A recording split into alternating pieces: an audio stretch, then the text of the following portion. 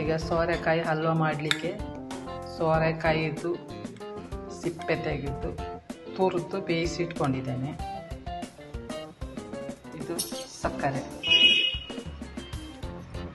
ಆಮೇಲೆ ದ್ರಾಕ್ಷಿ, ಏಲಕ್ಕಿ, ಬಾದಾಮು, ಗೋಡಂಬಿ ತಗೊಂಡಿದ್ದೀನಿ.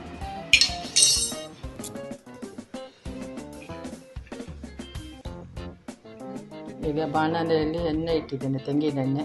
ತುಪ್ಪ ಬೇಕಿದ್ರೂ ಹಾಕ್ಬೋದು. ಈಗ ಅದಕ್ಕೆ ದ್ರಾಕ್ಷಿ,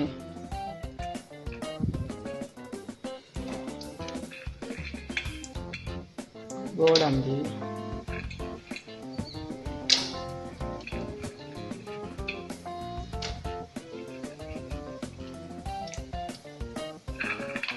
ಹಾಗೆ ಬಾದಾಮಿ.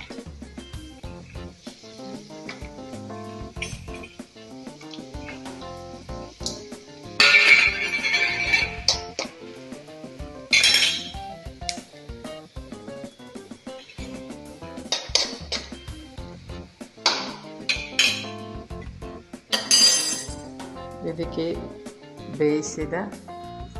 ತುರಿದು ಬೇಯಿಸಿದ ಸೋರೆಕಾಯಿನ ಹಾಕ್ತಾ ಇದ್ದೀನಿ.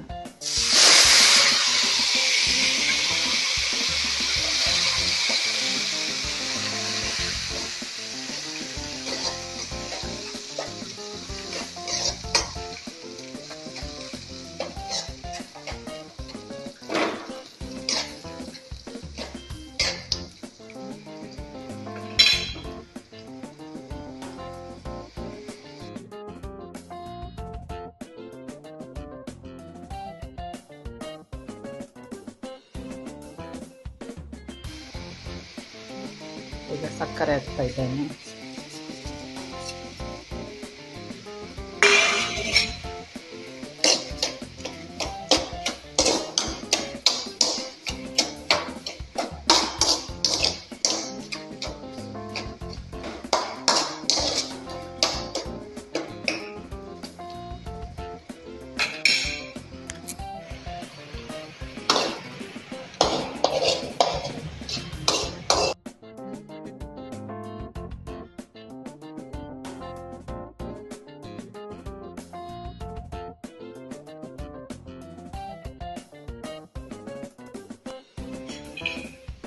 ಈಗ ಇದು ಆಗಿದೆ.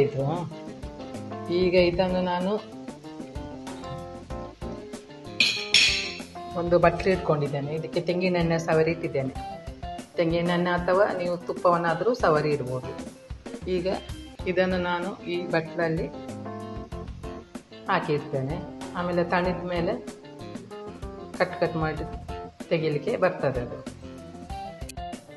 ಈಗ ಸೋರೆಕಾಯಿ ಹಲ್ವ ತಿನ್ನಲು ರೆಡಿ. ಇದನ್ನು ಹೀಗೆ ಸಹ ತಿನ್ಬೋದು, ಅಥವಾ ಆರಿದ ಮೇಲೆ ಕಟ್ ಮಾಡಿ ಕೂಡ ತಿನ್ಬೋದು. ಸ್ವಲ್ಪ ಆರಿದ ಮೇಲೆ ಅದು ಕಟ್ ಮಾಡಲಿಕ್ಕೆ ಬರ್ತದೆ, ಅಥವಾ ಹೀಗೇನು ತಿನ್ಬೋದು.